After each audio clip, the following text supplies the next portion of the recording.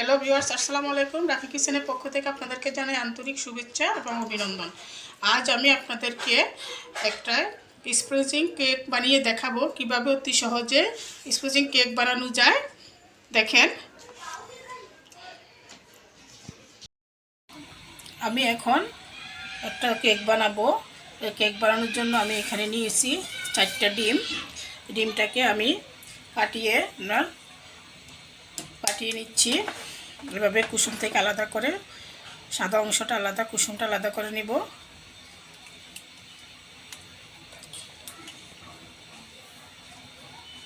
ডিমটা অবশ্যই room temperature হতে হবে।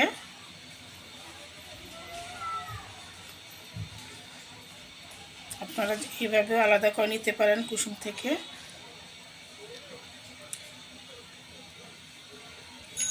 এখানে আমি 4টা ডিম আলাদা করে নিয়েছি। ডিমের কুসুমটা এখানে নিয়েছি, সাদা অংশটা এখানে নিয়েছি। এই পর্যায়ে আমি ডিমের কুসুম সাদা অংশটা আলাদা রেখে দিচ্ছি। দিয়ে দিচ্ছি 2 ভাগের 1 ভাগ কাপে 1 কাপ চিনি। মিষ্টি খাই, বেশি খাইলে একটু বেশি দিবেন, কম খাইলে একটু কম পরিমাণে দিয়ে দিবেন। বন্ধুরা, এখানে আমি ডিম আর চিনি একসাথে, ডিমের কুসুমটা চিনিটা একসাথে করে একটা ইলেকট্রিক হ্যান্ড বিটারের সাহায্যে বিট করে নিব। আপনারা এটা একটা হ্যান্ড বিটার না থাকলে আপনারা হ্যান্ড উইচের মাধ্যমেও করতে পারেন। হ্যান্ড বিটারের মাধ্যমে করলে জিনিসটা তাড়াতাড়ি হবে, আর হ্যান্ড উইচ দিয়ে করলে আপনার জিনিসটা একটু করতে সময় লাগবে।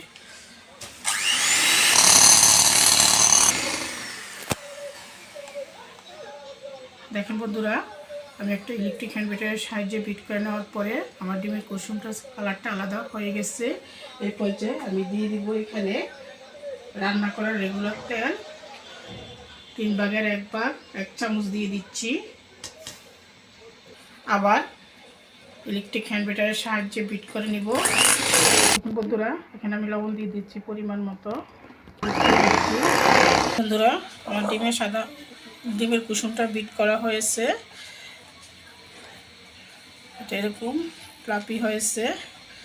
এই পর্যায়ে আমি এখানে অ্যাড করব বেকিং পাউডার। চামচে 1.5 চামচ বেকিং পাউডার দিয়ে দিচ্ছি। দিয়ে দিচ্ছি 1 চামচ পরিমাণ। সবগুলো উপকরণ ভালো করে মিশিয়ে নিচ্ছি।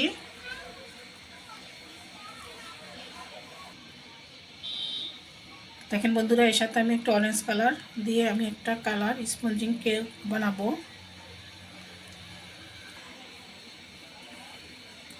এখানে ময়দা নিয়েছি 2 ভাগের 1 কাপ চামচে। আমি আগে থেকে ময়দাটা চেলে রেখেছি। এখন এই ময়দাটা আমি পুরোপুরি সবটা দিব না, আস্তে আস্তে দিয়ে মিশাবো। লাগবে না, তার চেয়ে কিছু কম লাগবে। এইভাবে একটা পেছনের সাহায্যে হালকা হাতে মিশাতে হবে। দেখেন বন্ধুরা, আমার পুরোটা ময়দা লাগে নাই, আমার একটু ময়দা রয়ে গেছে। এই পর্যায়ে আমি ভালো করে মিশিয়ে নিচ্ছি।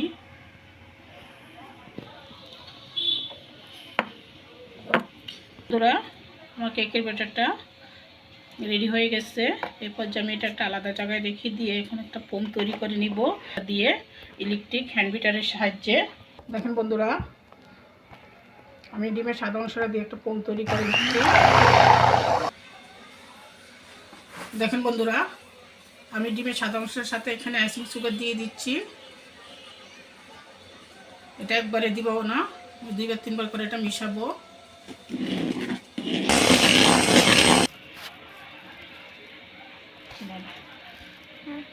দেখেন বন্ধুরা, এই যে আমি কেকটাকে আলতো হাতে ভালো করে কেকের ব্যাটারটার সাথে যে ফোমটা তৈরি করছি এটা মিশিয়ে নিচ্ছি। বন্ধুরা, আমার কেকের ব্যাটারটা রেডি হয়ে গেছে। এই পর্যায়ে আপনারা এইভাবে দেখবেন। 30 মিনিট পরে ফিরে আসছি।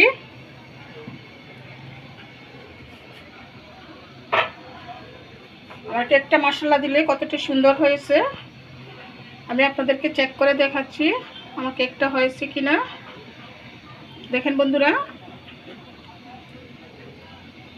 কোনো ব্যাটার লেগে নাই, তার মানে আমার কেকটা পুরোপুরিভাবে পারফেক্ট রেডি হয়ে গেছে। ওই পর্যায়ে আমি কেকটা চুলা থেকে নামিয়ে নিচ্ছি। দেখেন বন্ধুরা আমার কেকটা পিছনের চারটে কতটা সুন্দর হয়েছে। এরপর যে আমি উল্টে কেকটা কতটা স্পঞ্জিং হয়েছে, যে